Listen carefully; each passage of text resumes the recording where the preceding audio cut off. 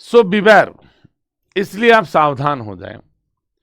If you allow any person, यदि आप किसी भी व्यक्ति को अनुमति देते हैं, और क्लास ऑफ पर्सन्स, ये व्यक्तियों के वर्ग को अनुमति देते हैं, to get the upper end of you, कि वो आप पे नियंत्रण करने की कोशिश करें, अपना अपर एंड आपके ऊपर बनाएं, तो he will shift all that part of his slavery to nature that can be shifted on to your shoulders.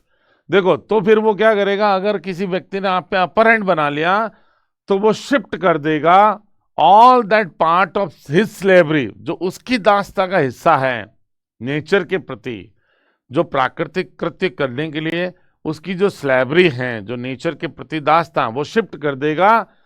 कौन सी चीजें?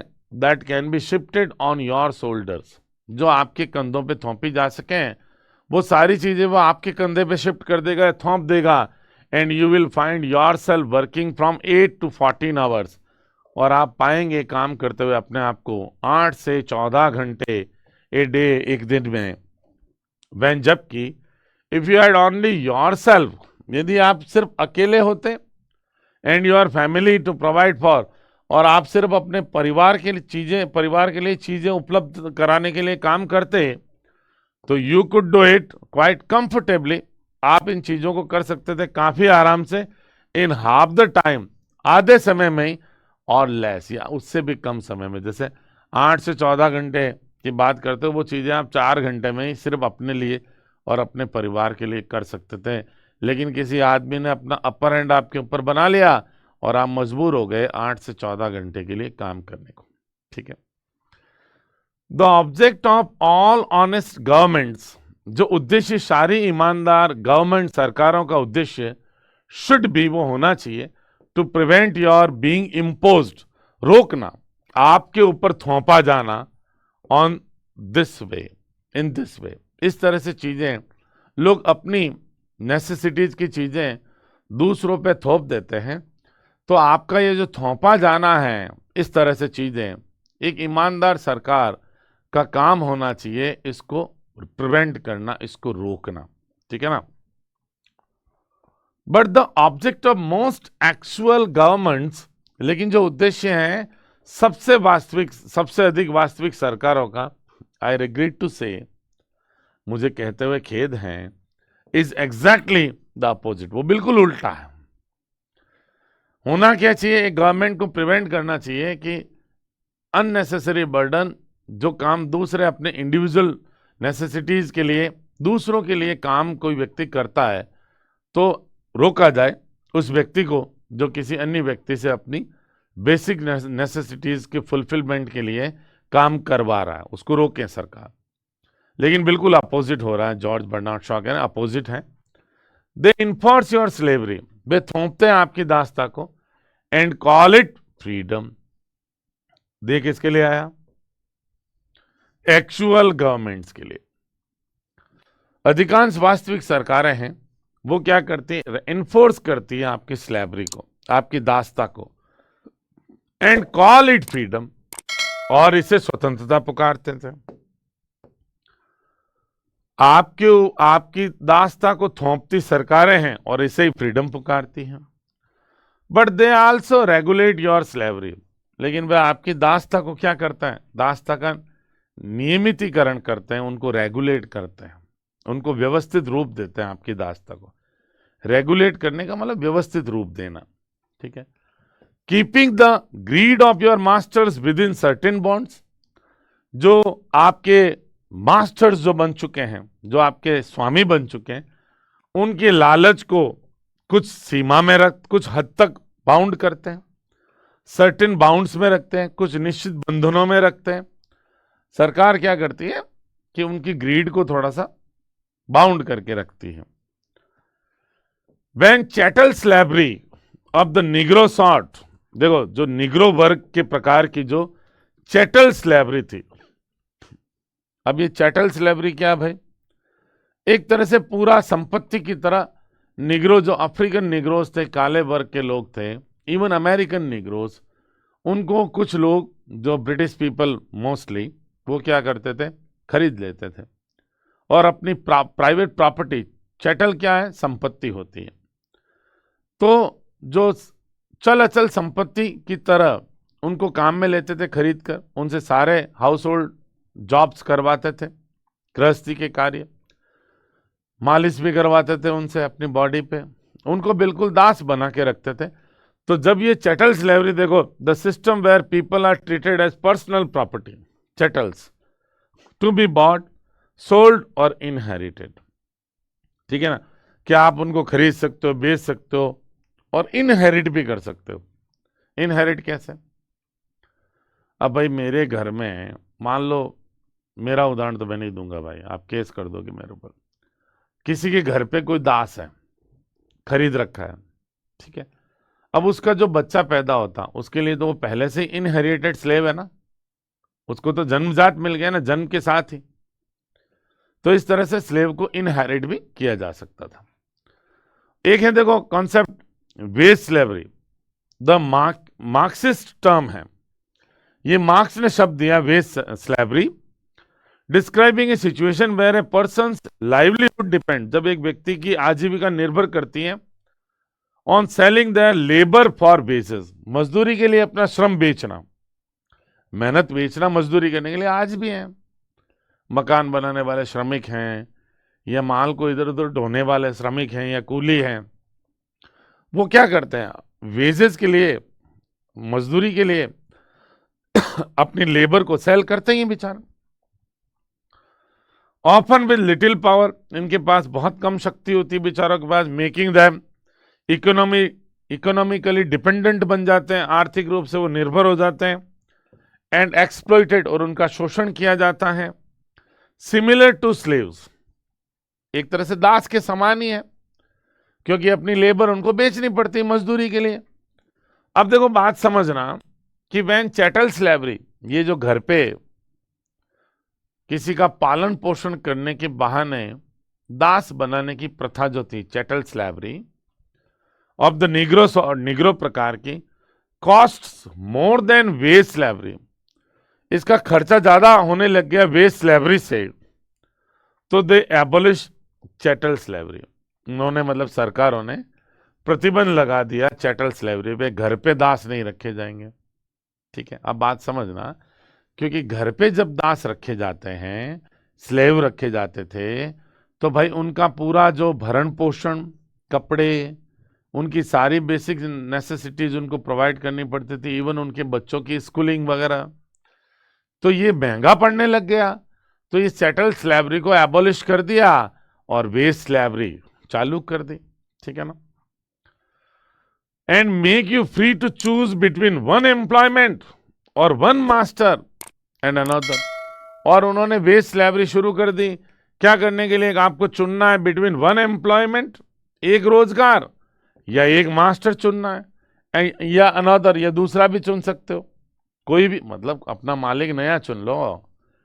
And this they call a glorious triumph, और इस चीज को वो एक शानदार विजय मानते हैं फॉर फ्रीडम, स्वतंत्रता के लिए।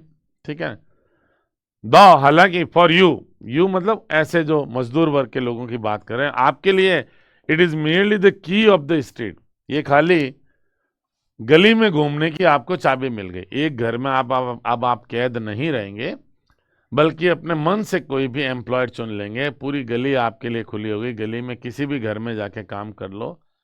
अरे भाई बात समझ रहे हो क्या? मान लो पहले एक महिला स्लेव होती थी, या एक आदमी स्लेव होता था, तो वो एक ही मालिक के घर पे पड़ा रहकर उसी के कपड़े धोना, उसी के खाना बनाना, उसी के घर की साफ सफाई करता। अब उसकी जगह पे आपको वेज स्लेवरी मिल गई, अब आप गली में किसी घर में जाके झाड़ू पोछे कर लो, किसी भी घर में जाके खाना बना लो। तो अब मजदूरी के बहाने आप नया एम्प्लॉयर चुन सकते हो, नया एम्प्लॉयमेंट आपको मिल गया। पहले आप कपड़े धोते थे, अब आपको खाना बनाने का एम्प्लॉयमेंट मिल गया, आपके पास चॉइसेस ज्यादा हो गई।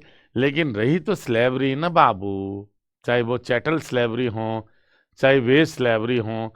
चैटल स्लेवरी में आपको मजदूर को, उसको घर में रख के पैसे नहीं देने होते थे स्लेव को, उसकी सारी बेसिक नीड्स आप पूरी कर देते थे।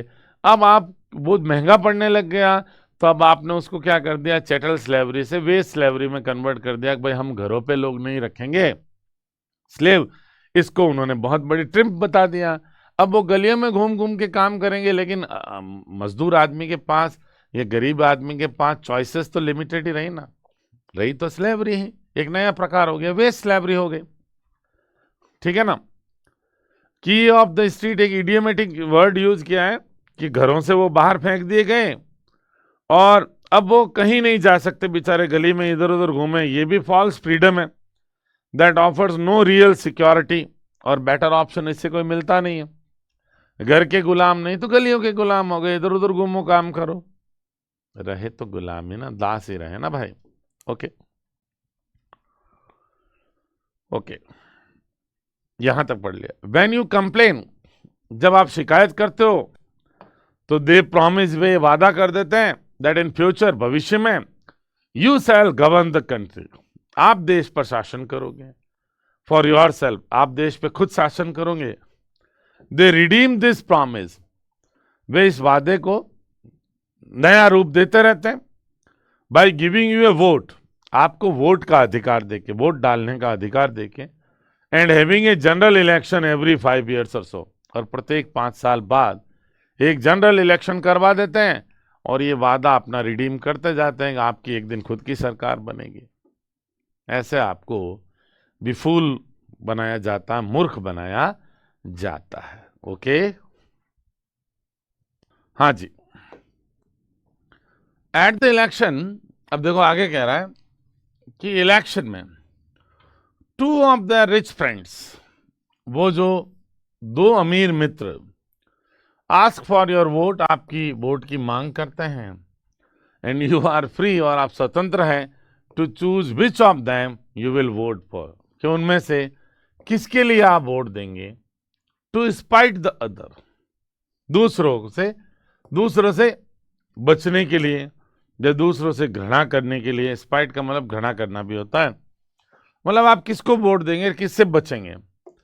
अ चॉइस, एक ऐसा विकल्प, विच लीव्स यू नो फ्री, जो आपको कोई ज्यादा अधिक आजादी नहीं देता, देन यू वर बिफोर, जितना आप पहले आजाद थे उससे कोई ज्यादा आजादी। भाई दो ही सामने हैं चुनने के लिए, एक तो चोर चंजी है, एक डाकू चंजी है, दोनों ही अमीर हैं, आपको चुनना दोनों में से एक है, तो आप इसे ज्यादा आजादी कैसे मिल गई, ठीक है ना।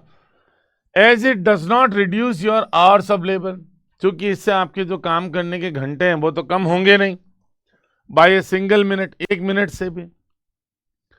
But the newspapers assure you, लेकिन न्यूज पेपर्स आपको ये विश्वास दिलाते हैं that your vote has decided, कि आपके वोट ने डिसाइड किया है द इलेक्शन, चुनाव का फैसला आपकी वोट ने किया है, and that this constitutes you a free citizen, और ये कॉन्स्टिट्यूट करता है, बनाता है आपको एक स्वतंत्र नागरिक बनाता है इन ए डेमोक्रेटिक कंट्री, क्योंकि आपने सरकार चुनी है, तो डेमोक्रेटिक कंट्री में आप एक फ्री सिटीजन बन गए हैं। The amazing thing about it, सबसे चौंकाने वाली बात इसके बारे में यह है that you are fool enough to believe them, कि आप पर्याप्त मूर्ख भी हो ऐसी न्यूज़पेपर्स को बिलीव करने में, है ना, कि आप उनकी बातों का भरोसा कर लेते हैं। भाई आपकी चॉइस की फ्रीडम कहाँ रही। भाई फॉर एग्जाम्पल आप बीजेपी को चाहते हैं या कांग्रेस को चाहते हैं, और ऐसे भी तो लोग होंगे दोनों को नहीं चाहते, तो वो किसको वोट करें, उनका क्या फ्रीडम है। अब आपको चुनना इनमें से ही है, तो सोचो कितना लिमिटेड फ्रीडम है। एक तरह से ये भी मूर्खता ही है फ्रीडम समझना, क्योंकि चोर चंजी और डाकू चंजी में से एक को चुनना है, तो फिर आपने चोर चंजी को चुन लिया कि ये थोड़ा कम लूटेगा, लेकिन आपके जो वर्क आवर्स हैं वो तो कम हुए नहीं, लेबर के जो आवर्स हैं वो कम हुए नहीं, और न्यूज़पेपर्स आपको एक क्या कहते हैं डेमोक्रेटिक कंट्री का फ्री सिटीजन डिक्लेयर कर देते हैं, क्योंकि आपने वोट दिया है और सरकार बनाई है। ठीक है, ये मूर्खता है। अब देखो इनफ शब्द यहां पे एडजेक्टिव के रूप में यूज हुआ, क्योंकि फूल वर्ड क्या है, नाउन की तरह यूज हुआ। You are a fool, foolish होता है एडजेक्टिव, और इनफ, तो इनफ शब्द को पोस्ट मॉडिफाइंग एडजेक्टिव के रूप में यूज किया, ठीक है ना, बाद में नाउन के पीछे। Now mark another big difference between the natural slavery of man to nature. अब एक जो बड़ा अंतर है उसको मार्क कीजिए, उस पर ध्यान दीजिए। Between the natural slavery of man to nature, जो प्राकृतिक दासता है मनुष्य की प्रकृति के प्रति, एंड अननेचुरल स्लेवरी, और जो अस्वाभाविक अप्राकृतिक दासता है ऑफ मैन टू मैन, एक आदमी की आदमी के प्रति जो दासता है, इसमें क्या डिफरेंस है, इसको आप मार्क कीजिए, नोट कीजिए, इस पे ध्यान दीजिए। Nature is kind to her slaves, प्रकृति अपने जो दास है मनुष्य उसके प्रति दयालु होती है। If she forces you to eat and drink, यदि प्रकृति आपको इन्फोर्स करती है, आपको मजबूर करती है खाने पीने के लिए, तो she makes eating and drinking so pleasant, वो खाने पीने को इतना सुखद बना देती है that when we can afford it, कि जब हम इस चीज का खर्च वहन कर पाए खाने पीने का, तो we eat and drink too much, हम बहुत ज्यादा खाते पीते हैं कि मजा आता है। नेचुरल स्लैवरी में क्या होता है, नेचर के प्रति आदमी क्या होता है, स्लेव होता है, लेकिन हर उस प्रकार की नेचुरल स्लैवरी में क्या है, प्लेजर है, आनंद है, वो प्लीजेंट होता लगता है हमें। We must sorry we must sleep और गो मैड, हमें सोना ही पड़ता है, अन्यथा हम पागल हो जाते हैं। ठीक है ना, कोऑर्डिनेटिंग कंजंक्शन है, कंपाउंड सेंटेंस है। हमें खाना पड़ता है, अन्यथा हम पागल हो जाएंगे। ठीक है, और वी मे गो मैड, अन्यथा हम पागल हो जाएंगे। But then sleep is so pleasant, लेकिन नींद इतनी सुखद होती है that we have great difficulty in getting up, कि हमें बड़ी कठिनाई होती है उठने में इन द मॉर्निंग, सुबह, क्योंकि आनंद आता है। And fire sides and families, और घर में गर्म जो कमरे होते हैं फायर जले हुए, या फैमिलीज हैं, सीम सो प्लेजेंट, इतनी सुखद हमें प्रतीत होती हैं ये चीजें, टू द यंग, छोटे बच्चों को, दैट दे गेट मैरिड, कि वे भी शादी करते हैं बड़े होके, एंड जॉइन बिल्डिंग सोसाइटीज, और शामिल हो जाते हैं समाज बनाने में शादी करके, टू रियलाइज देयर ड्रीम्स, अपने सपने पूरे करने के लिए, क्योंकि बच्चों को शुरू से ये यंग लोगों को इंप्रेशन हो जाता है कि भाई फैमिली तो जरूरी है, फैमिली से ही सोसाइटी का स्ट्रक्चर बनता है, तो ये नेचुरल नेसेसिटी है। दस इंस्टेड ऑफ रिजेंटिंग और नेचुरल वांट्स, उसकी बजाय कि हम क्रोध व्यक्त करें, रिजेंट करना, क्रोध व्यक्त करना, अनॉयंस व्यक्त करना, क्रोध व्यक्त करने की बजाय अवर नेचुरल वांट्स, हमारी जो प्राकृतिक आवश्यकताएं हैं, वांट्स का मतलब नीड्स, उन पे क्रोध व्यक्त करने की बजाय एज स्लेवरी, दासता के रूप में उन पे हम क्रोध व्यक्त नहीं करते कि भाई ये हम दास हो गए नेचर के, ये नहीं करते। We take the greatest pleasure, हम बहुत बड़ी खुशी तलाशते हैं इन देयर सेटिस्फैक्शन, उनकी पूर्ति करने में। ठीक है ना, उनको सेटिस्फाई करने में, हमारी जो बेसिक नीड्स हैं उनको संतुष्टि करना कह दो, पूरा करना, फुलफिलमेंट के रूप में यूज किया गया है, उसमें हमें बहुत आनंद हम ढूंढते हैं कि भाई खाओ तो आनंद लो, छो तो आनंद लो। हम उन्हें इस तरह से क्रोधपूर्ण तरीके से हमारी दास्ता के रूप में उन आवश्यकताओं को नहीं व्यक्त करते हैं। ठीक है ना, वी राइट सेंटिमेंटल सॉन्ग्स, हम भावुकता भरे गाने लिखते हैं इन प्रेज ऑफ देम, उनकी प्रशंसा में। अ ट्रैम्प, एक घुमक्कड़ व्यक्ति, कैन अर्न हिज सपर, एक घुमक्कड़ जो क्या कह सकते हैं होमलेस व्यक्ति है, बेघर व्यक्ति भी, वो अपना सपर, रात का भोजन कमा सकता है बाय सिंगिंग, गाकर, होम स्वीट होम, ऐसा गीत गाकर वो अपना रात का भोजन भी पका सकता है, जो घूम घूम कर गाने गाकर भी।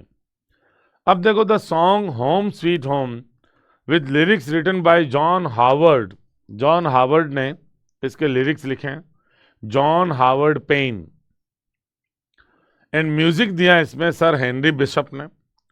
एक्सटॉल्स द कंफर्ट एंड प्लेजर, ये गाना बताता है, प्रशंसा करता है उन कंफर्ट्स की, आराम की और खुशियों की, of home and family life की, विच सॉ अर्ग्यू, जो सौ तर्क देते हैं, आर सो प्लेजेंट, इतने सुहावने होते हैं, दैट यंग पीपल, कि युवा लोग ईगरली परस्यू देम, उनको बड़ी उत्सुकता से उनको तलाशना शुरू कर देते हैं। Thus willingly embracing a form of slavery, इस तरह से वो बड़ी इच्छा से एम्ब्रेस, गले लगाते एक तरह की दास्ता के स्वरूप को, टू नेचर्स डिमांड, नेचर की डिमांड की जो दास्ता होती है उसको बड़ी खुशी खुशी हम लोग गले लगा देते हैं। Home Sweet home is a famous song, lyrics American poet और प्लेराइट थे जॉन हावर्ड पेन ने लिखा। ये 1823 में आया था। ओपेरा क्लारी नाम का ओपेरा था उसमें। और द मेड ऑफ मिलान, दो नाम है ना, द क्लारी और the made of Milan, with music by Henry Bishop ने इसमें म्यूजिक दिया था। ये डिटेल आपको याद रखनी है, ठीक है। तो कहने का मतलब जो नेचुरल स्लैवरी है मैन की, of man to nature, is pleasant, that we do not complain about it, हम इसके बारे में कोई शिकायत नहीं करते हैं। Because nature makes a slave of hers, नेचर हमें अपनी दास तो बनाती है, but it provides us immense pleasure. लेकिन शी यूज किया नेचर के लिए, ये देखो नेचर को पर्सोनिफाई किया गया है, but she provides us extreme pleasures in these activities, है ना। इन एक्टिविटीज में हमें बहुत सारी प्लेजर भी वो प्रोवाइड करती है। इसलिए नेचुरल स्लैवरी है ना, उसको हम क्या नहीं करते, रिजेंट नहीं करते, उसको हम गुस्से में आलोचना नहीं करते उसकी, है ना, रिजेंट करना।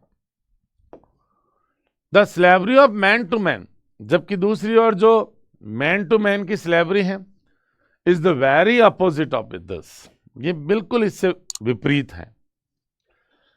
It is hateful to the body, ये घृणास्पद होती है शरीर के लिए भी, एंड टू द स्पिरिट, और आत्मा के लिए भी। ये मैन टू मैन की स्लैवरी है ना, बड़ी घृणास्पद होती है। Our poets do not praise it, हमारे कवि लोग भी इसकी प्रशंसा नहीं करते हैं। दे प्रोक्लेम दैट, वे घोषणा करते हैं, that no man is good enough to be another man's master, कि कोई भी व्यक्ति इतना अच्छा नहीं होता कि वो किसी दूसरे व्यक्ति का स्वामी बन जाए।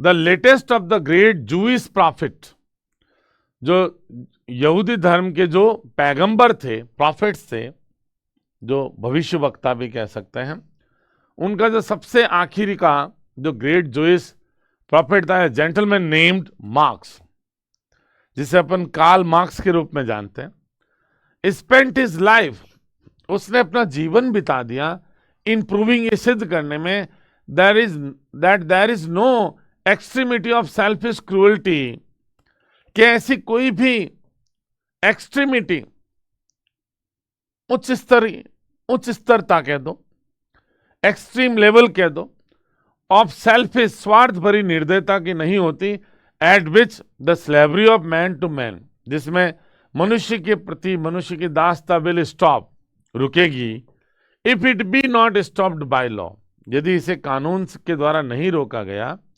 मार्क्स बिलीव करते थे कि लॉ से ही ये मैन टू मैन की स्लेवरी स्टॉप की जा सकती है, और कोई इससे बड़ा सेल्फिश क्रूएल्टी का लेवल वो नहीं मानते थे। मैन टू मैन के प्रति जो स्लेवरी है उसको एक्सट्रीम चीज मानते थे, अत्यधिकता में मानते थे सेल्फिश क्रूएल्टी की, ठीक है ना।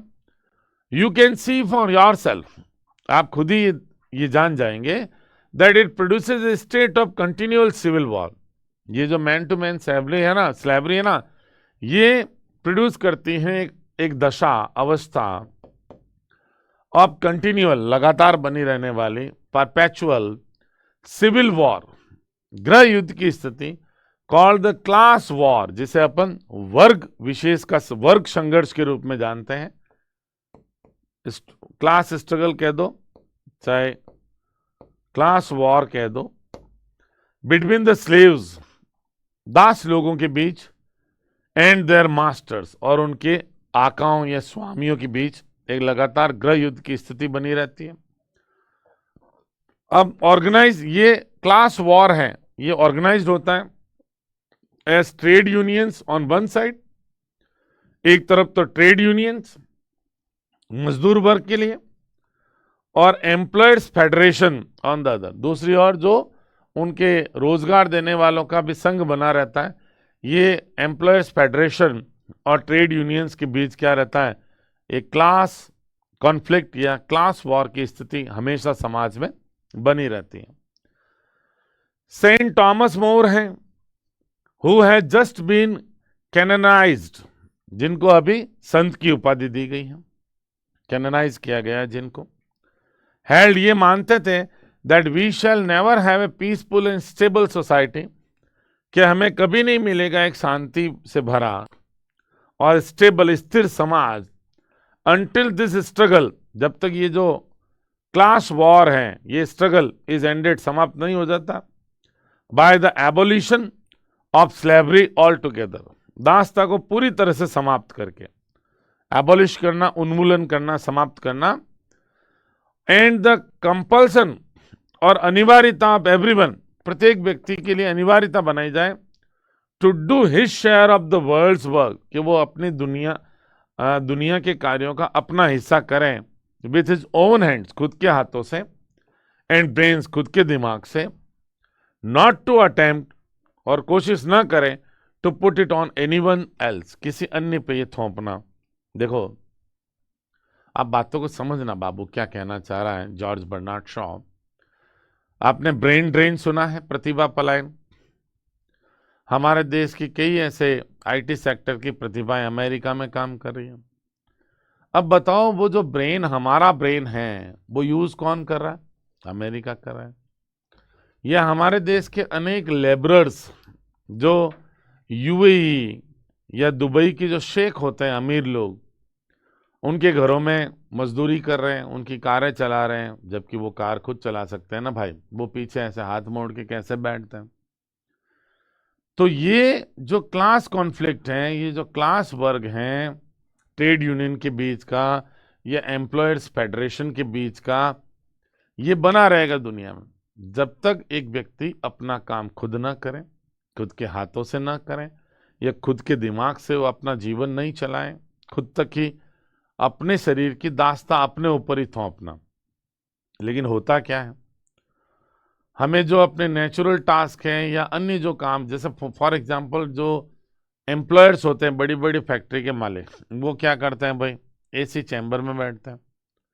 और प्रोडक्शन कौन करता है, जो स्किल्ड मैकेनिक्स होते हैं या अनस्किल्ड वर्कर्स होते हैं, वो दिन भर लेबर में लगे रहते हैं।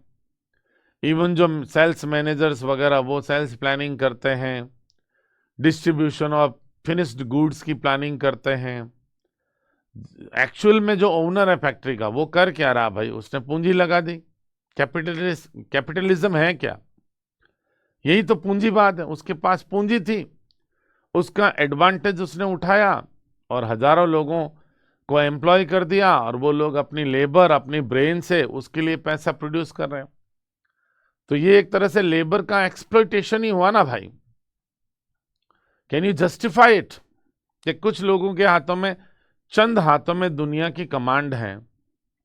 ये दुनिया, भारत में भाई पूंजीपति वर्ग है कितना, 1-2%, और भारत की 50% आबादी को वो नचा लेता है। तो ये क्या हुआ, एक तरह से लेबर का या मेंटल स्किल का एक्सप्लॉयटेशन ही हुआ ना भाई, और क्या हुआ। ठीक है, यही बात कार्ल मार्क्स ने कही, यही बात सेंट थॉमस मोर ने कही। ठीक है, ये याद रखने दोनों नाम। Naturally the master class through it's parliaments and schools and newspaper, जो मास्टर क्लास होता है ना, जो लोगों को अपने अधीन करते हैं, स्लेव बनाते हैं, जो लेबरर्स प्रोड्यूस करते हैं, जो लेबरर्स की मदद से पैसे बनाते हैं, ये मास्टर क्लास क्या करती हैं, अपने पार्लियामेंट्स, संसदों के माध्यम से, स्कूल्स के माध्यम से, न्यूज़पेपर्स के माध्यम से, makes the most desperate efforts, अपने अत्यधिक निराशाजनक या अत्यधिक प्रयास करती हैं, टू प्रिवेंट अस, हमें रोकने के, फ्रॉम रियलाइजिंग अवर स्लेवरी, हमारी दास्ता महसूस करने के। अब देखो, आप स्कूल्स में पढ़ते हो, मैं बात कर रहा हूँ विशेष रूप से ब्रिटिश स्कूल्स की, तो वहां पे ऐसा सिखाया जाता है बच्चों को कि भाई आप कुछ विशेष योग्यता रखते हैं तभी तो आपके नीचे दास है। You are something special in the world, that is why you have so many slaves working for you, इसीलिए आपके लिए इतने स्लेव्स काम कर रहे हैं। पार्लियामेंट भी जस्टिफाई करती है कि भाई नहीं तो ज्यादा मेहनत करेगा कौन, अगर एक्स्ट्रा एडवांटेजेस सोसाइटी में कुछ लोगों को नहीं मिलेंगे तो सारे लोग इक्वली टैलेंटेड थोड़ी होते हैं, है ना। एक आदमी करोड़पति है तो वो अपने कपड़े खुद क्यों धोए, जबकि वो दूसरों को एम्प्लॉय कर सकते हैं। तो बेसिकली स्लैवरी को समाज में जस्टिफाई किया जाता है दोस्तों, ठीक है। फ्रॉम आवर अर्लीस्ट ईयर्स, हमारे शुरुआती जीवन के वर्षों में ही वी आर टॉट, हमें सिखा दिया जाता है that our country is the land of the free, कि हमारा देश आजाद लोगों का देश है, लैंड है। फ्री एडजेक्टिव को नाउन की तरह यूज किया है ना, तो ये नॉमिनेटिव एडजेक्टिव है, द लगा दिया तो आजाद लोगों का प्रतिनिधित्व, पीपल सब छुपा है, कि हमारा देश आजाद लोगों की भूमि है। एंड दैट, और ये भी सिखाया जाता है that our freedom was won, कि हमारी स्वतंत्रता जीती गई थी, हमने जीती है। फॉर अस, हमारे लिए हमने अपना फ्रीडम जीता है। बाय और फोर फादर्स, हमारे पूर्वजों के द्वारा जीता गया था। When they made King John sign, जब उन्होंने किंग जॉन से साइन करवाए the Magna Carta, Magna Carta को आप ये कार्टा भी कहते हो, ये भी कहते हो, घोषणा पत्र कह दो। When they defeated the Spanish armada, Spain के आर्माडा को भी जब उन्होंने जहाजों के बेड़े को डिफीट किया। When they cut off king Charles head, जब उन्होंने चार्ल्स को एसेसिनेट किया गया, उसका वध कर दिया गया।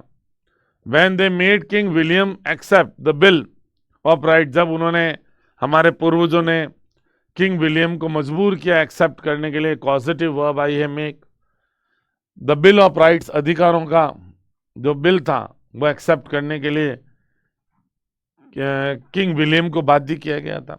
When they issued and made good the American declaration of independence, जब उन्होंने जारी किया और भला किया जो अमेरिका की घोषणा थी इंडिपेंडेंस की, उसको जायज ठहराया। When they won the battles of Waterloo and Trafalgar, का युद्ध उन्होंने जीता। On the playing fields of Eton, Eton के खेल के मैदानों में, एक्चुअली ईटन के खेल के मैदानों में इतना डिसिप्लिन सिखाया गया कि इंग्लैंड के लोगों ने ऐसा श्रेय दिया जाता है ईटन के स्कूल के खेल के मैदानों को, कि इस स्कूल ने ऐसे वॉरियर्स प्रोड्यूस किए, ऐसे योद्धा प्रोड्यूस किए कि उन्होंने वाटरलू का युद्ध जीत लिया या ट्रैफलगर का युद्ध जीत लिया। And when only the other day, जब अभी हाल ही में, दे क्वाइट अनइंटेंशनली, उन्होंने काफी गैर इरादतन change the German, Australian, Russian and Ottoman empires को बदल दिया इनटू रिपब्लिक्स, गणराज्यों में, गणतंत्रों में। ये अब देखो नाम किसके किसके आए। सबसे पहला नाम आया किंग जॉन का, और वर्णन किया गया है किंग जॉन का उस मैग्ना कार्टा को साइन करने पर। तो ये लो सब आपकी सेवा में किंग जॉन का मैग्ना कार्टा। देखो ये क्या है, king John was forced, king John England का राजा था, उसको फोर्स किया गया to sign the Magna Carta in 1215 में, 1215 में, by a group of rebellious English barons, English के, इंग्लैंड के कुछ सामंत थे जो विद्रोही हो गए थे किंग जॉन के sorry, who were fed up with excessive taxes, जो उगता चुके थे, दुखी हो चुके थे, बोर हो चुके थे, जो किंग जॉन का एक्सेसिव टैक्स लगाना था, आर्बिट्रेरी रूल थे, सैन्य यानी आर्बिट्रेरी रूल्स थे, एंड एब्यूज ऑफ पावर, और सत्ता का जो दुरुपयोग वो कर रहा था। With the capture of London, उसने लंदन पे कैप्चर कर लिया था, लंदन को, बाय बैरन्स फोर्सिंग जॉन। अब देखो बैरन्स लोगों ने कैप्चर कर दिया लंदन को, पूरा बंदी बना लिया, पूरे लंदन को कब्जे में ले लिया सामंत लोगों ने, बैरन ने, इंग्लैंड के बैरन्स ने। और जॉन, जो किंग जॉन था, उसको फोर्स किया टू निगोशिएट, कि वो बातचीत करें, and seal the document of at Runnymede नामक जगह पे ये मैग्ना कार्टा पे एक डॉक्यूमेंट साइन करें। तो ये किंग जॉन को विवश किया गया था इंग्लिश बैरन्स के द्वारा, जिसे अपन कहते हैं, वो किंग जॉन ने मैग्ना कार्टा साइन किया, अधिकारों का था, जहाँ बैरन्स लोग उकता चुके थे उसके टैक्सेशन से, उसकी जो गलत नीतियां थी उससे।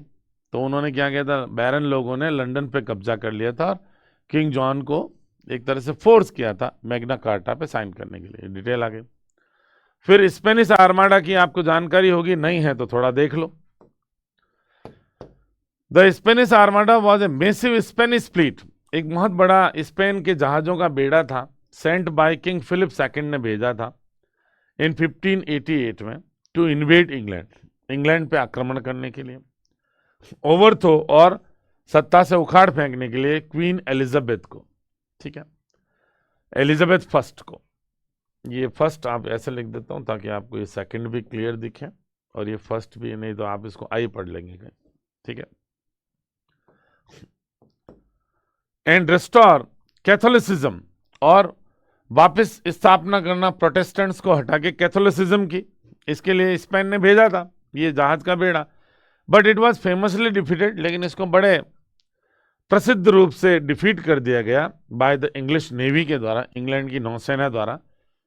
बाय सुपीरियर टैक्टिक्स उन्होंने काम में ली, फायर शिप्स काम में लिए, लॉन्ग रेंज कैनन्स तोपें काम में ली, एंड सीवियर स्टॉर्म्स के कारण, marking a significant blow to Spanish power, और इससे स्पेन की जो शक्ति थी उसको बहुत बड़ा प्रहार मिला, प्रहार किया उन्होंने, और बूस्ट, बड़ा मनोबल मिला इंग्लिश नेवल प्रेस्टीज, जो इंग्लैंड की जो नौसेना की जो प्रतिष्ठा है उसको बड़ा बूस्ट मिला स्पेनिश आर्माडा को हराने के लिए। ये विशेष ध्यान रखें, 1588 की बात है। तो इसे भी इंग्लैंड के फ्रीडम से जोड़ के देखा जाता है, किंग जॉन के मैग्ना कार्टा को भी इंग्लैंड के फ्रीडम से जोड़ के अक्सर देखा जाता है। उसके बाद देखो आया है किंग चार्ल्स एसेसिनेशन, राजा चार्ल्स का वध, एसेसिनेशन का मतलब हत्या करना। किंग चार्ल्स फर्स्ट, ये किंग चार्ल्स फर्स्ट जो था, आप लिटरेचर में भी इसको जरूर पढ़ोगे, वॉज एक्सिक्यूटेड मतलब उसे, उसका वध कर दिया गया फॉर हाई ट्रीजन, राजद्रोह के लिए। ट्रीजन कहते हैं राजद्रोह। इन 1649 में कॉन्फ्लिक्ट विद पार्लियामेंट इसका रहा। Charles first believed, Charles first ये मानता था that he ruled by God's will, कि वो शासन राजा बना था ईश्वर की मर्जी से, नॉट नीडिंग पार्लियामेंट्स कॉन्सेंट, उसे कोई पार्लियामेंट की कॉन्सेंट की जरूरत नहीं है, स्वीकृति की जरूरत नहीं है। वाइल पार्लियामेंट फॉट, जबकि पार्लियामेंट लड़ी for greater legislative and financial control के लिए, वो लड़ रही थी कि उसका जो संसद का कंट्रोल रहे और आर्थिक नियंत्रण रहे, लेकिन चार्ल्स फर्स्ट ने ये बात मानी नहीं। फिर इंग्लिश सिविल वॉर हो गया। हिज रेफ्यूजल, उसने जो इनकार किया टू कॉम्प्रोमाइज, समझौता करने पे, लेड टू वॉर, उसे युद्ध शुरू हो गया इंग्लैंड में between his royalist supporters and parliamentarians के बीच में युद्ध हुआ। उसके जो शाही सपोर्टर थे और उधर पार्लियामेंट की पक्षधर जो थे उनके बीच, पार्लियामेंटेरियंस के बीच, रिजल्टिंग इन इज डिफीट, उससे वो पराजित हो गया एंड कैप्चर, उसको बंदी बना दिया गया। उसके बाद भी उसने रिफ्यूज कर दिया कॉम्प्रोमाइज करने में। ड्यूरिंग इस ट्रायल, अपने जो मुकदमा है उसके दौरान, ही डिफाइड, उसने मना कर दिया था कोर्ट मानने को, और रिफ्यूजिंग टू प्लीड, और माफी मांगने को मना कर दिया, और रिकॉग्नाइज इट्स लेजिटिमेसी, और उसने कहा कोर्ट की कोई वैधता नहीं है, लेजिटिमेसी नहीं है, विच सील्ड इज फेट, जिसके कारण उसका भाग्य पूरा बंद हो गया और उसे एसेसिनेट कर दिया गया, उसकी हत्या कर दी गई। तो इसको भी एक आज़ादी का कदम मानते हैं इंग्लैंड में लोग, किंग चार्ल्स एसेसिनेशन। उसके बाद बैटल ऑफ ट्रैफलगर क्या है, इसके बारे में भी थोड़ी जानकारी आपको दे देता हूं। The battle of Trafalgar was a decisive naval victory.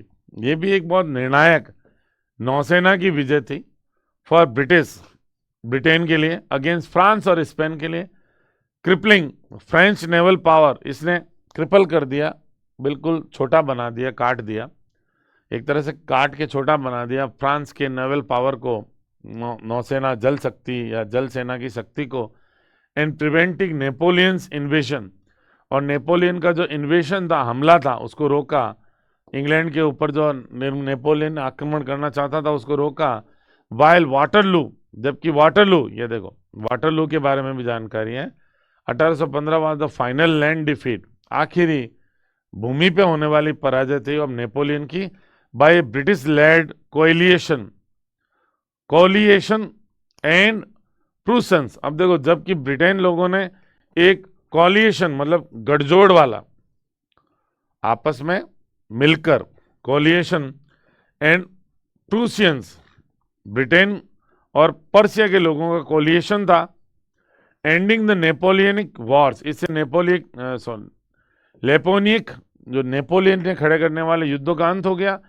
And his rain, और उसका साम्राज्य नेपोलियन का समाप्त हो गया।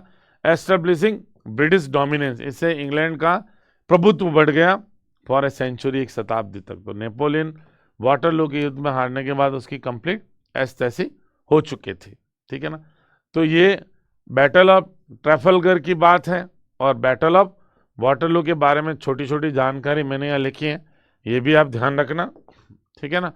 और एक बिल ऑफ राइट जो था, विलियम थर्ड ने जो एक्सेप्ट किया था, उसको मजबूर किया था, उसके बारे में भी जानकारी दे देता हूं कि the parliament made King William third accept the 1689 का बिल था of rights by presenting it as a condition.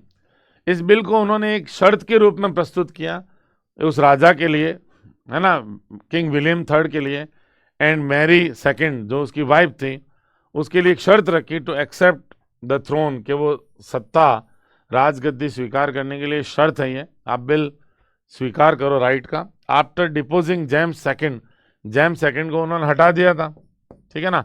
In the glorious revolution, जो एक क्रांति हुई थी इंग्लैंड की 1688 में, उसमें जेम्स सेकंड को हटाने के बाद जो किंग विलियम थर्ड के सामने एक शर्त रखी कि आप ये जो बिल ऑफ राइट है इसको स्वीकार करो, तभी आपको सत्ता सौंपी जाएगी। एस्टेब्लिशिंग दैट, ये स्थापित करते हुए, दैट द मोनक्स पावर, सम्राट की शक्ति जो है, केम फ्रॉम पार्लियामेंट्स, ये संसद से मिली है, न कि उसको भगवान ने ऐसा बना दिया शक्तिशाली, संसद ने मोनक की शक्ति दी है, नॉट डिवाइन राइट, कोई दिव्य अधिकार नहीं है राजा बनना। एंड लिमिटिंग रॉयल अथॉरिटी, और जो राजा की प्रभुसत्ता उसको सीमित कर दिया ओवर लॉज, कानून के ऊपर राजा की जो अधिसत्ता थी, टैक्सेस के ऊपर या आर्मीज के ऊपर, इसको सीमित कर दिया द बिल ऑफ राइट ने। तो ये भी आपको जानकारी मैंने दे दी है, क्या घटनाक्रम था, ये पूरा बताने की कोशिश की है। आगे कह रहे हैं, देखो अब वापस आ जाओ ऐसे की ओर, देखो जो जो नाम जिक्र किए हैं, किंग जॉन का मैंने आपको बता दिया, मैग्ना कार्टा क्या था, स्पेनिश आर्माडा का मैंने आपको बता दिया, स्पेन की जो नौसेना को पराजित किया गया है ना, किस जमाने में, क्वीन एलिजाबेथ के दौर में, वो भी मैंने आपको बता दिया। राजा चार्ल्स का सिर क्यों एसेसिनेट किया गया, वो भी मैंने आपको बता दिया। किंग विलियम से बिल कैसे एक्सेप्ट करवाया गया, वो भी मैंने आपको बता दिया। ये सारी बातें आपको बता दी गई हैं, ओके। इसके अलावा वाटरलू के बैटल के बारे में बता दिया गया है आपको, और ट्रैफलगर के बैटल के रूप में आपको बता दिया गया। ये सारी बातें मैंने आपसे कर ली है दोस्तों, ओके। सारा अलग से मैंने नोट्स डलवाए थोड़े थोड़े, मैंने कहा बेसिक जानकारी बच्चों को होनी चाहिए। आगे देखो, बात कर रहा है कि व्हेन वी ग्रम्बल, जब हम शिकायत करते हैं, है ना, या गिड़गिड़ाते हैं, शिकायत करते हैं, तो we are told that all our miseries, हमें ऐसा सिखाया जाता है कि हमारी सारी पीड़ाएं आर आवर ओन डूइंग, ये हमारा खुद की करनी ही है, हमारे खुद की करनी के कारण ही है। Because we have the vote, क्योंकि हमारे पास वोट की ताकत है, हम ही ने ऐसी सरकारें चुनी हैं। जब हम हमारा फ्रीडम या स्लेवरी की शिकायत करते हैं, फ्रीडम स्नैच होने की या स्लेवरी की, तो हमें सिखाया जाता है कि सब हमारी ही करनी है। What good is the vote? अब ये वोट क्या भला करता है? We are told that we have the factory acts, हमें बताया जाता है कि हमने वोट दिया, सरकार बनी, तो फैक्ट्री एक्ट बने हैं, द वेजेस बोर्ड्स बने हैं, फ्री एजुकेशन मिली है, और द न्यू डील हुई है, ठीक है, नई नई डील्स हुई हैं, और द डोल, और हमें नई खैरात मिली है। डोल का मतलब है जीवन निर्वाह करने की राशि जो बेरोजगारों को दी जाती है, उसे डोल कहते हैं। And what more could any reasonable man ask for, और एक सोचने समझने वाला व्यक्ति और क्या मांग कर सकता है इनके अलावा? वी आर रिमाइंडेड दैट, हमें याद दिलाया जाता है that the rich are taxed, कि अमीरों पे टैक्स लगाया जाता है, अ क्वार्टर अ थर्ड, एक तिहाई, एक चौथाई, और इवन हाफ, और यहाँ की आधा भी टैक्स लगा दिया जाता है, और मोर ऑफ देयर इनकम, ये आधे से भी ज्यादा टैक्स लगाया जाता है उनकी आय का, अमीरों पे, ऐसा हमें बताया जाता है। But the poor are never reminded, लेकिन गरीबों को ये कभी याद नहीं दिलाया जाता that they have to pay that much of their wages, कि उनको उतनी ही अपनी मजदूरी चुका देनी पड़ती है एज रेंट, किराए के रूप में, क्योंकि घर के मकान उनके हैं नहीं, इतना मजदूरी उनका किराए में ही चला जाता है। In addition to having to work twice, और उनको दुगना काम करना पड़ता है, उसके अलावा किराया, मजदूरी की आधी राशि तो किराए में ही चली जाती है, मकानों का जो रेंट है उसमें, और इसके अलावा उनको दुगना काम करना पड़ता है एवरीडे, प्रतिदिन, एज दे वुड नीड, उससे जितना उनको जरूरत होगी, इफ दे वर फ्री, यदि आजाद होते तो उनको जितना काम करने की जरूरत होती उससे दुगना काम करना पड़ता, ये तो कभी याद नहीं दिलाया जाता। समझ रहे हो बात? ओके, अब ये ले लेते हैं, चलो। वेनेवर फेमस राइटर्स प्रोटेस्ट, जब कभी प्रसिद्ध लेखक विरोध करते हैं अगेंस्ट दिस इम्पोस्चर, ये जो बहरूपियापन है, ये जो ढोंग है ना, प्रिटेंस कह दो, ढोंग कह दो, साफ लिख देता हूं भाई, आपको दिखेगा नहीं ऐसा,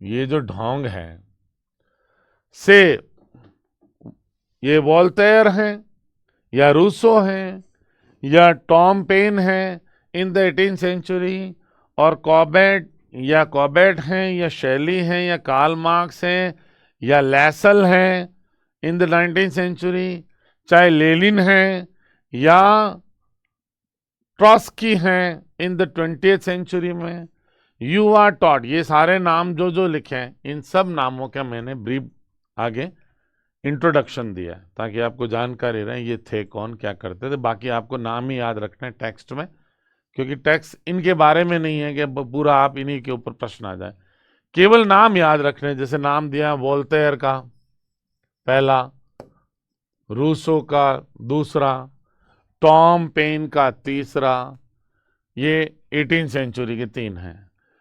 फिर कॉबेट है चौथा नाम, पांचवा शैली जो अपना पोइट है, छठा कार्ल मार्क्स है, सातवां लेसल है, ठीक है, ये 19th सेंचुरी के हैं। और लेनिन है 8वां नाम, और ट्रॉस्की है 9वां नाम, ठीक है। ये 9, ये सब सोशलिस्ट थे जिन्होंने स्लेवरी के खिलाफ बात की है, जिन्होंने सोशल रिफॉर्म की बात की है, ये सारे समाज सुधारक के रूप में आप देख सकते हो। यू आर टॉट, जब आप इस बहरूपीयपन जो समाज का ढोंग है इसके विरुद्ध आवाज उठाते राइटर्स, ऐसे राइटर्स ने आवाज उठाई थी, तो यू आर टॉट दैट, आपको सिखाया जाता है दे आर एथिस्ट, कि वे लोग नास्तिक हैं, आपको ये बता दिया जाता है, एंड लिबर्टाइंस, और मतलब आजाद किस्म के लोग हैं, किसी सामाजिक ढांचे में बंधने वाले लोग नहीं, उनको लिबर्टाइंस कहते हैं। एंड मर्डरर्स है और स्काउंड्रल्स है, या मर्डरर्स हैं, हत्यारे हैं, या बदमाश हैं, स्काउंड्रल्स हैं। स्काउंड्रल्स कहते हैं बदमाश। And often it is made a criminal offence, और अक्सर इसे एक आपराधिक अपराध, क्रिमिनल मतलब आपराधिक प्रवृत्ति का, ऑफेंस का मतलब क्या है, अपराध बता दिया जाता है। टू बाय और सेल देयर बुक्स, बाय और सेल देयर बुक्स, कि उनकी किताबें खरीदना और बेचना एक आपराधिक कृत्य है, ऐसा बता दिया जाता है इन राइटर्स की किताबें। जब क्योंकि ये बेचारे सच बोलते हैं, तो इनकी किताबें खरीदना या बेचना आपराधिक प्रवृत्ति का अपराध है, क्रिमिनल एक्ट में जाने लायक अपराध है। इफ द डिसिपल्स, यदि उनके शिष्य, मेक ए रेवोल्यूशन, अगर वो क्रांति करते हैं, क्योंकि इनके फॉलोवर्स होंगे, इन्होंने बेसिकली सही बातें बताई है, तो अगर वो उनके शिष्य कोई क्रांति करते हैं, तो England immediately makes war on them, England तुरंत उनके विरुद्ध युद्ध छेड़ देता है। And lends money to other powers, और अन्य जो शक्तियां हैं पड़ोसी देश, उनको पैसा देता है टू ज्वाइन हर, कि इंग्लैंड के साथ वो भी जुड़ जाएं। In forcing the revolutionists restore the slave order, कि वो फोर्स कर दें इन क्रांतिकारियों को, ताकि पुनः स्थापना हो सके द स्लेव ऑर्डर, दास व्यवस्था की। ठीक है। When this combination was successful at Waterloo, जब ये कॉम्बिनेशन वाटरलू में सक्सेसफुल हुआ, द विक्ट्री वॉज एडवर्टाइज, इस विजय को, इस विजय का विज्ञापन किया गया एज अनदर ट्रिम्प, कि एक और बड़ी विजय है, जीत है फॉर ब्रिटिश फ्रीडम, इंग्लैंड की स्वतंत्रता के लिए। And the British wage slaves, और ये स्वतंत्रता है ब्रिटिश वेज स्लेव्स की, जो मजदूरी करने वाले दास हैं, उनकी स्वतंत्रता है उनके लिए। Instead of going into morning, उसकी बजाय कि हम विलाप में चले जाएं, लाइक लॉर्ड बैरन जैसे विलाप करता है, लॉर्ड बैरन ने इसे विलाप का विषय बताया। ये वाटरलू की विजय कोई खुशी मनाने की विजय नहीं बताई, क्योंकि स्लेव सिस्टम अभी भी एग्जिस्ट कर रहा था। जैसे Lord Byron believed it all, instead of going into mourning, हम विलाप की बजाय उसे खुशी मनाने में चले जाते हैं, इसको एक विजय बताई गई थी। ठीक है। और बिलीव्ड इट ऑल, हम सब ने इस चीज को मान लिया। एंड चीयर्ड एंथुजियास्टिकली, और बड़े उत्साह से इस विजय की खुशी मनाई। व्हेन द रेवोल्यूशन विन, जब क्रांति जीत जाती है, as it did in Russia in 1922 में, जैसे रशिया में क्रांति ने विजय पाई थी, तो द फाइटिंग स्टॉप्स, ये लड़ाई बंद हो जाती है।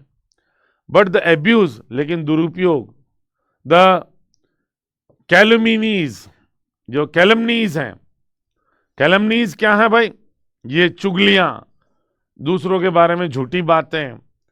द लाइज कंटिन्यू, ये झूठ, कैलमनीज कहते हैं चुगलियां। The making of false and defamatory statement, झूठे और बदनाम करने वाले कथन बोलना किसी के बारे में, जिससे उसकी प्रतिष्ठा नष्ट हो जाए, तो एक तरह से पीठ पीछे चुगली करना।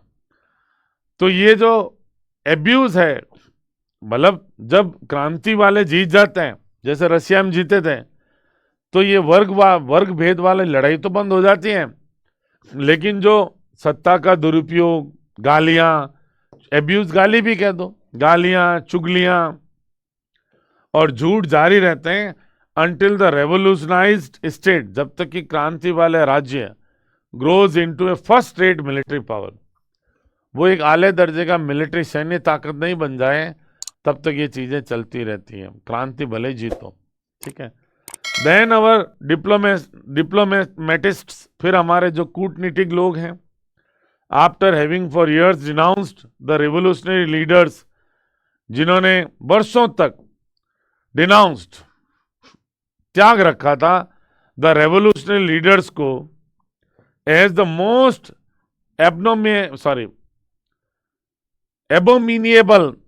एबोमिनिएबल विलेंस, जिन्होंने क्या कर रखा था, छोड़ दिया था, डिनाउंस कर रखा था जो रेवोल्यूशनरी लीडर्स से क्रांतिकारी नेताओं को as the most abominable villain, सबसे घृणित खलनायकों के रूप में, एंड टायरेंट्स, तानाशाहों के रूप में,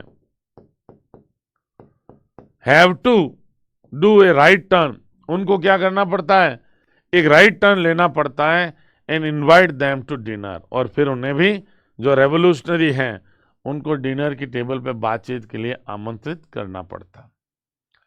ये थोड़ा मुझे लगता है अब ज़्यादा हो रहा है, क्योंकि हम काफ़ी लंबा ले लिया हमने। मुझे लगता है इसको वापस थोड़ा सा एक्सप्लेन कर दूंगा नेक्स्ट सेशन में, और नेक्स्ट सेशन में ये सारे जो लोग हैं जिनके भी जिक्र हुए, रूसो हैं, वॉल्टेयर हैं, ठीक है ना, टॉमस पेन हैं, विलियम कॉबेट हैं, सबके बारे में जो इन्फॉर्मेशन में थोड़ी थोड़ी, कार्ल मार्क्स हैं, शैली हैं, है ना, फर्डिनेंड लैसल हैं, या व्लादिमीर लेनिन हैं, इन सब के बारे में मैं आपको थोड़ी थोड़ी, या लियोन ट्रॉट्स्की हैं, इन सब के बारे में आपको थोड़ी थोड़ी जानकारी देके इस टेक्स्ट को फिर आगे बढ़ाऊंगा, तो आपको ज़्यादा समझ में आएगा। Is that clear guys? तो नेक्स्ट सेशन में इस हम टेक्स्ट को कंटिन्यू करेंगे। Okay guys, thank you so much.